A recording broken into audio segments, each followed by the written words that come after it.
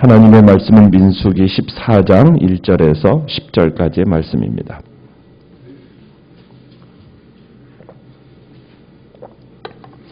민수기 14장 1절에서 10절까지의 말씀을 교독하겠습니다. 온 회중이 소리를 높여 부르짖으며 백성이 밤새도록 통곡하였더라.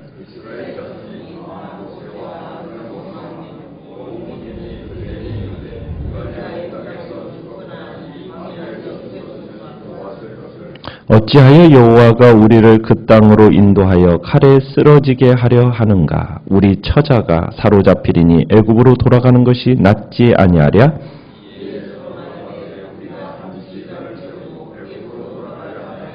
모세와 아론이 이스라엘 자손의 온 회중 앞에서 엎드린지라.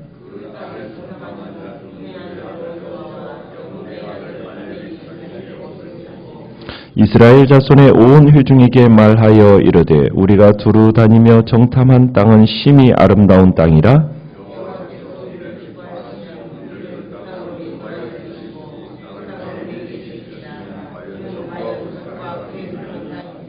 다만 여호와를 거역하지는 말라. 또 그 땅 백성을 두려워하지 말라. 그들은 우리의 먹이라. 그들의 보호자는 그들에게서 떠났고 여호와는 우리와 함께 하시느니라. 그들을 두려워하지 말라 하나 온 회중이 그들을 돌로 치려 하는데 그때 여호와의 영광이 회막에서 이스라엘 모든 자손에게 나타나시니라. 아멘.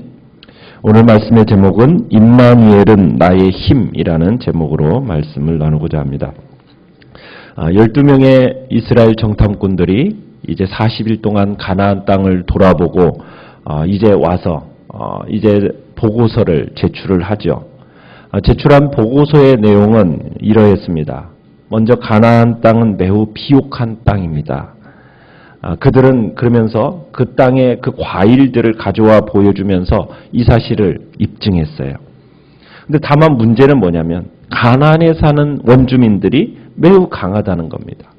그리고 그들이 사는 요새가 굉장히 그들이 사는 그 성읍이 요새화된 성읍에 살고 있기 때문에 공략하기가 쉽지 않다라는 이야기죠. 여기까지는 모두 일치된 음성이었습니다. 그런데 이들이 제시하는 제안이 둘로 나뉘어집니다. 대다수는 결코 이 원주민들과 싸워서 이길 수 없다.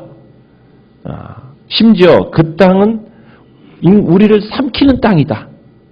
우리들이 정복해도 나중에 다른 민족에 또 정복당할 땅이다. 이렇게 이제 얘기한 겁니다. 그런데 반면에 갈렙은 상반된 의견을 내놓았죠. 하나님께서 함께 하신다면 못할 게 없다. 당장 우리 가서 정복하자. 참 다 같이 40일을 다니면서 같은 것을 보고 왔잖아요. 그런데 결론은 어떻습니까?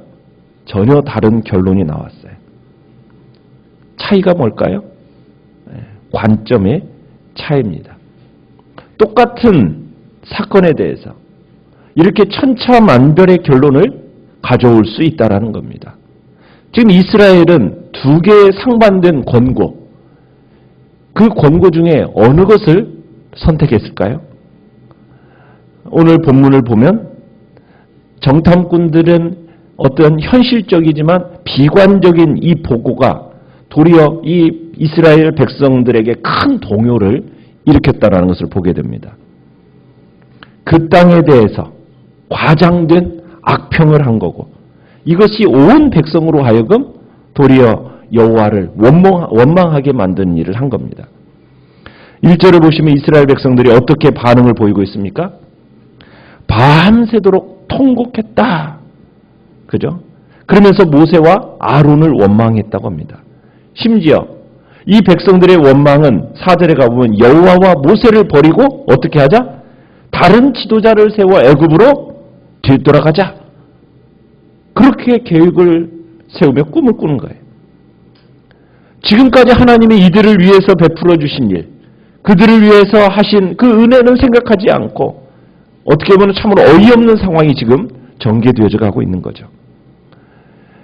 1, 2절에 이스라엘의 모든 사람들이 이 반역에 동참했다는 것을 강조하기 위해서 지금 언급되는 세 가지 다른 표현을 우리가 보게 되는데 1절에서 그렇게 하죠. 온 회중, 또 백성, 그리고 2절에 보면 이스라엘 자손이 다, 이런 표현을 사용하면서 이스라엘 모든 사람들이 이 반역에 동참했다라는 것을 지금 표현하고 있습니다. 그리고 이들이 얼마나 심하게 하나님을 원망했는가를 드러내기 위해서 이들의 울부짖음을 네 가지로 표현하고 있는데, 1절에서 소리를 높여 부르짖으며, 또 곡하였더라, 통곡하였더라, 또 2절에서는 원망하여, 또 우리가 애굽 땅에서 죽었거나 이 광야에서 죽었다면 좋았을 것이라고 하면서 이스라엘의 거의 모든 사람들이 지금 죽어서 마땅한 죄를 범하고 있는 것을 지금 보여주고 있습니다. 그러면서 3절에서는 이스라엘은 지금 하나님의 목전에 의문을 제기하고 있습니다. 왜 어찌해서 우리를 죽이려고 이 땅으로 지금 우리를 인도하고 있는가? 그러면서 4절에서는 여호와와 그 모세의 리더십을 거부하고 우리 다른 리더 세워서 다시 애굽으로 돌아가자. 지금 이렇게 얘기하는 겁니다. 이것은 여호와 하나님에 대한 반역이었습니다. 애굽으로 돌아가자. 이것은 영원한 금지의 행위입니다. 성경은 애굽을 선호하는 것, 이것은 이스라엘의 영적 변절의 상징으로 이야기를 하거든요. 지금 또한 이스라엘이 이 시점에서 애굽으로 돌아간다는 것은 마치 뭐와 같은 겁니까? 개가 토해 놓은 것을 다시 먹겠다라는 것과 다를 바가 없는 겁니다. 지금 이스라엘은 최악의 선택을 지금 하고자 하는 겁니다. 자, 백성들의 이러한 집단 행동 앞에 모세와 아론이 어떻게 합니까? 5절에 보니까 엎드립니다. 그들 앞에 엎드립니다. 지금 모세와 아론이 엎드린 이유는 뭐겠습니까?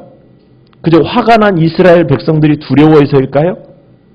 그것보다는 이 일을 지켜보시는 하나님 때문이에요. 즉감당 어떻게 하려고 지금 이들이 이렇게 하는가? 아마 참 마음에 답답함 속에 있었을 거예요. 그러면서도 어쨌든 이 성난 군중을 달래기 위해서 모세와 아론이 엎드립니다. 이 사건을 지켜보던 갈렙과 여호수아, 모세와 아론이 이제 이스라엘 백성들을 달래기 위해서 그들 앞에 엎드리는 이 수모 당하는 것을 보고서는 더 이상 잠잠할 수가 없었어요. 여호수아도 가나안 땅을 40일 동안 정탐하고 돌아온 사람이었지만 갈렙이 얘기할 때 여호수아는 아무 말도 하지 않았어요. 시종일관 침묵했어요. 왜요? 모세와의 특별한 관계 때문에 오히려 그가 말하면 해가 될까? 그것이 염려가 돼서 침묵했었는데 이제 더 이상 침묵할 수가 없는 거예요. 이제 여호수아와 갈렙이 옷을 찢습니다. 그러면서 그들이 뭐라고 얘기합니까? 7절, 8절, 9절에 그들의 메시지가 나오죠. 요지는 아주 간단합니다. 뭐라고 얘기하냐면 9절에처럼 여호와가 우리와 함께 하신다. 뭐가 두렵겠는가? 이게 이제 메시지의 핵심이고 논리입니다. 가나안 땅의 부정적인 면, 원주민들이 너무 강하다, 성읍이 요새화되어 있다, 이런 것만 보지 말고 긍정적인 면, 적과 꿀이 흐르는 땅을 보자는 거예요.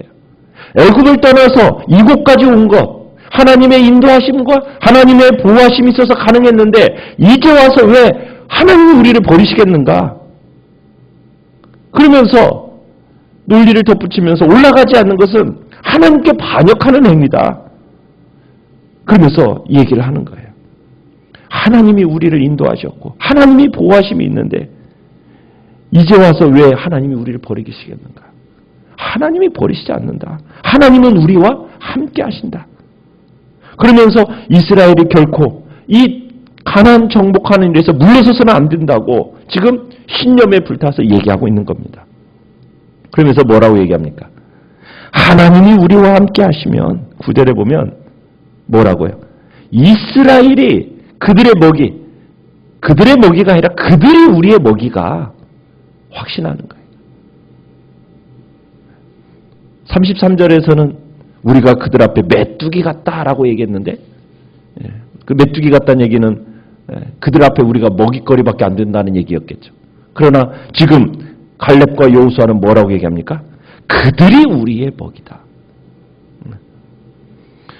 여러분 여호수아와 갈렙이 이 나머지 백성을 이렇게 다르게 반응할 수 있었던 이유가 뭐겠습니까? 여호수아와 갈렙은 참으로 가나안 거민들을 우리의 먹이다. 여호수아와 갈렙을 제외한 다른 정탐꾼들은 우리는 메뚜기다. 얼마나 대조되는 표현입니까? 그죠? 여호수아와 갈렙이 가나안 족속을 두려워하지 않고 우리의 먹이다 라고 담대히 주장할 수 있었던 이유가 뭐겠습니까? 상황을 제대로 파악하지 못하는 어리석은 만용 때문이었겠습니까? 아니죠. 결국 그게 아니잖아요. 뭐라고 얘기했습니까?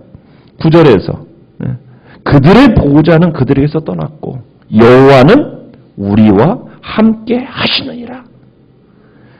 이것에 대한 확고한 믿음 때문이에요. 그들의 보호자는 그들에게서 떠났고 여호와 하나님이 우리와 함께 하신다. 우리가 하나님과 기뻐 동행하는 이 삶을 살면 그 싸움에서 우리는 반드시 승리한다. 이 확신이 있었기 때문에 이렇게 반응할 수 있었던 거예요.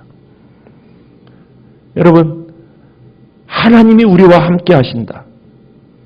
여러분, 이 확고한 믿음의 눈으로 볼 때요, 아무리 큰 문제도 능히 해결할 수 있다라는, 그것이 도리어 작은 문제에 불과하다라는 것의 사실을 깨닫게 된다는 사실입니다. 여러분은 하나님이 우리와 함께 하신다라는 이 믿음이 분명히 있으신가요? 여러분의 그 신령한 눈, 곧 믿음의 눈으로 정말 우리와 언제나 함께 하시고 우리를 눈동자같이 지키고 보호하고 계시는 그 하나님을 볼 수 있게 되기를 바랍니다. 그 전능하신 하나님 앞에서 해결될 수 없는 큰 문제라는 것이 있을 수 없다라는 것. 결코 있을 수 없어요. 그럼에도 불구하고 우리가 문제 앞에서 두려움 앞에 벌벌 떨고 우왕좌왕하는 것은 무엇 때문입니까? 우리가 믿음의 눈으로 그 문제를 보지 않기 때문이라는 거예요. 우리는 믿음의 눈으로 정말 문제를 볼 수 있는 믿음의 용사들이 되시기를 바랍니다. 결코 인간적인 시각으로 문제를 보고 낙심하지 말고 오직 하나님이 우리와 언제나 함께 하신다, 우리를 도와주신다라는 이 확고한 믿음, 그 믿음 안에서 문제를 보시기를 바랍니다. 그럴 때 그 문제는 우리가 늘 감당할 수 있는 지극히 작은 문제가 된다는 거예요. 하나님이 반드시 함께 하시며 우리를 도와주실 걸 믿고 순간순간 계속해서 하나님을 의지하며 나아가시길 바랍니다. 오늘 우리는 이 본문에서 자신의 능력으로 해결할 수 없는 이 커다란 문제 앞에서 상반된 태도, 서로 다른 태도로 그 문제를 취하는 두 부류의 사람들을 우리는 발견하는 거예요. 첫 번째 사람들은 하나님께 대한 믿음이 없었던 정말 10명의 정탐꾼들, 그리고 그들에게 현혹된 이스라엘 백성들. 그 문제가 자신의 능력으로 도저히 해결될 수 없는 문제임을 깨닫고 좌절하고 포기하고 다른 사람들을 원망하고 자기 파괴적인 행동으로 가는 사람들. 결국 그들은 어떻게 됩니까? 스스로 주체가 되어서 뒤돌이킬 수 없는 파멸의 길로 가고 맙니다. 그러나 또 다른 부류의 한 사람, 또 다른 한 부류의 사람들, 여호수아와 갈렙, 하나님을 온전히 믿는 자들은 여러분 어떤 문제 앞에서도 여호와 하나님을 붙들고 그 약속을 바라보면서 소망하기 때문에 도리어 그 약속을 붙들고 다른 사람 격려하고 소망을 주면서 가나안 땅 차지할 수 있다고, 그러면서 하나님께 대한 믿음, 여러분 그들을 격려하는 그 자리에 있는 사람이 있다라는 거예요. 여러분은 어떤 부류의 사람에 속하시렵니까? 믿음이 있는 자들은 하나님의 약속을 바라보면서 결코 좌절하지 않습니다. 정말 마침내 하나님의 축복을 누리게 되는 거예요. 우리가 하나님을 믿음으로 말미암아 정말 우리는 이 여호수아와 갈렙과 같은 복된 믿음의 자리에 우리 모두가 있기를 바랍니다. 정말 하나님을 믿고 그가 주신 약속의 말씀을 믿고 그 약속을 따라 살아가되 문제 앞에서 도저히 끝이 안 보이는 그 고난 가운데서도 우리는 그런 믿음의 모습으로 나아가기를 간절히 바랍니다. 그럴 때 하나님께서 모든 문제와 고난을 이기게 하시고 마침내 크신 영광과 축복으로 우리에게 그 자리에 참여케 하실 것입니다. 이 시간 우리의 마음을 한번 돌이켜보시면서 내게 두려움이나 부정적인 생각들 또 이상한 기분이 들게 만드는 그 마귀를 향해서 그들을 향해 도리어 뭐라고 선포해야 됩니까? 너희는 나의 먹이다. 네. 그렇게 선포하면서 세상 권세를 멸하신 그 예수 그리스도의 승리를 나의 것으로 삼고 찬양하며 나아가시길 바랍니다. 하나님이 나와 함께 하셔서 승리할 수 있도록 붙들어 주심을 이 시간도 한순간도 의심하지 않고 살아가겠다고 이 시간 주님 앞에 결단하며 나아가기를 바랍니다.